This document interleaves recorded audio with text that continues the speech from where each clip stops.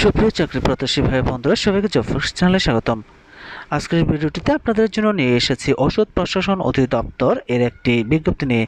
আমরা দেখতে পাচ্ছি ওষুধ প্রশাসন অধিদপ্তরের বিভিন্ন পদের পরীক্ষাটি আগামী 26 এপ্রিল 2024 খ্রিস্টাব্দ তারিখ অনুষ্ঠিত হবে।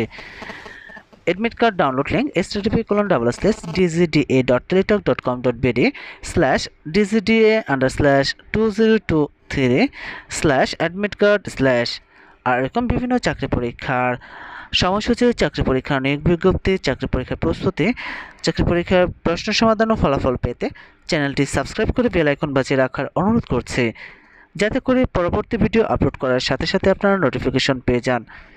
এছাড়াও চ্যানেলটি লাইক ও শেয়ার করার অনুরোধ রইল। ধন্যবাদ সবাইকে।